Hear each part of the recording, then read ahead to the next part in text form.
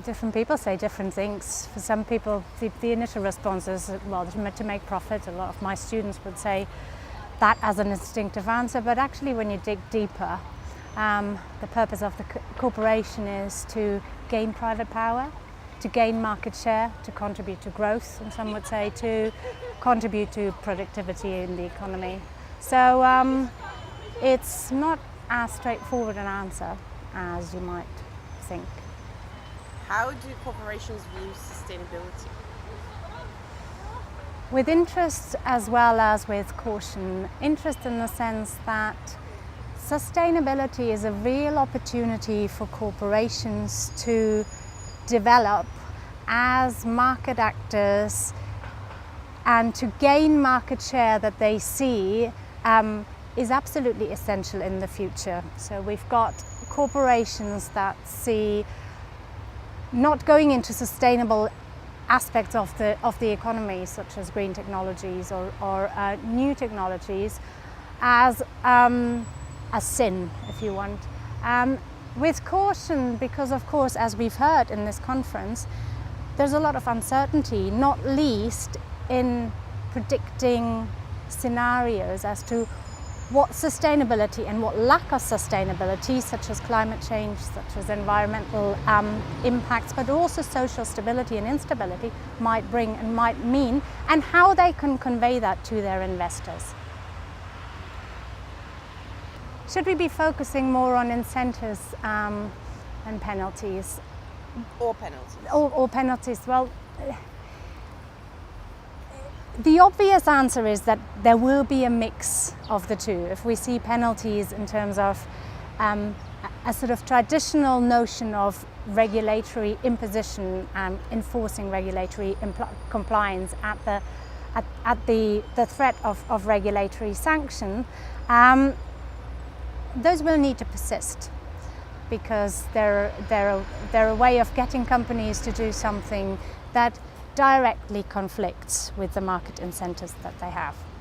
What we see, however, is such massive and widespread regulatory failure, i.e. because we live in such a complex world, because we have such large corporations, those penalties, those regulatory enforcement mechanisms are simply not working as well as we want them to be for various reasons. We need to look at alternative ways.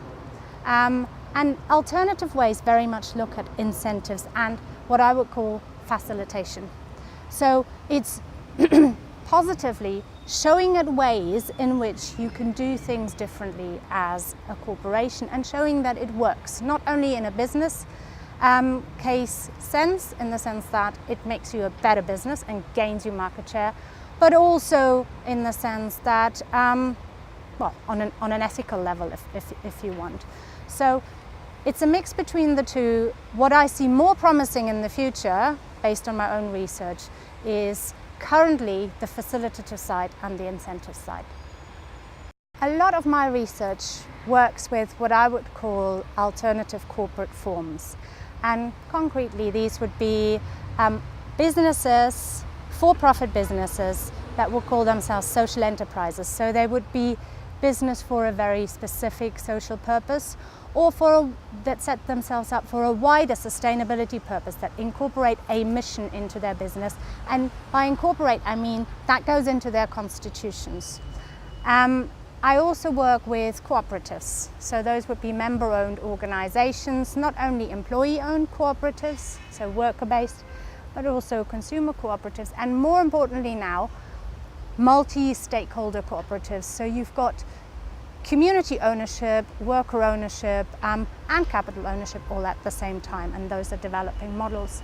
So those alternative business forms are still operating at the fringes of our economic system, but at the same time they're being successful in gaining market share in their various forms, and they're fulfilling very important functions. One of those functions is that I think they're showing how to do business in a very different way. So they're showing us possibilities that we can, if we identify coherence and if we work with them and if we model to an extent, that we can possibly use to open up a broader conversation with the corporate sector and the mainstream corporate sector.